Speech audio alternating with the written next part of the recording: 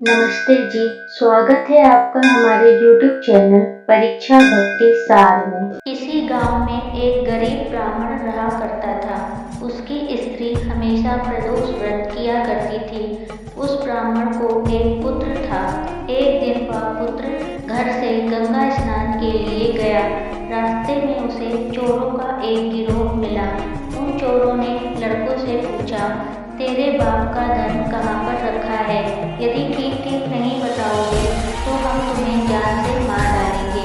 लड़के ने उत्तर दिया, भाई हम तो बहुत गरीब हैं, मेरे बाप के पास धन कहाँ से आएगा? चोरों ने कहा, यह तेरे कपड़ों में क्या बंधा है? उत्तर में लड़के ने कहा, चलते समय मेरी माता ने 2 रोटियां बनाकर मुझे दी हैं, वही रोटियां इस कपड़े में बंधी हैं। उसकी बात सुनकर चोरों के एक साथी ने कहा, मेरी बात मानकर इसे छोड़ दो। वास्तव में यह लड़का बहुत गरीब मालूम पड़ता है। चोरों द्वारा मुक्त होकर वह लड़का एक नगर में जा पहुंचा। नगर के बाहर बरगद का एक पेड़ था। उसी पेड़ की छाया में बैठकर वह लड़का विश्राम करने लगा।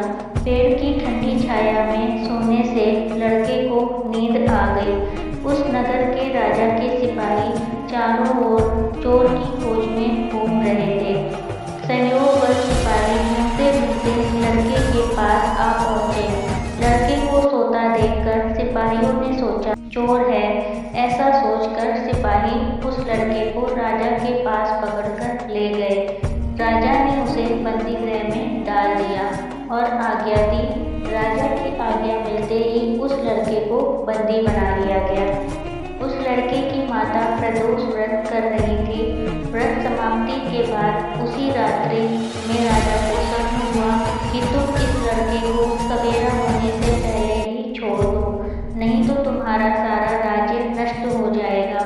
प्रातः काल होने पर राजा ने उस लड़के को बुलाकर उसकी सारी घटना सुनी। इसके पश्चात राजा ने अपने सिपाहियों को भेजकर लड़के के माता पिता को भी बुलवा लिया।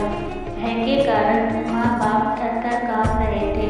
उन दोनों की ऐसी हालत देखकर राजा ने कहा, तुम लोगों को डरने की आवश्यकता नहीं है, तुम्हारा लड़का निर्दोष है।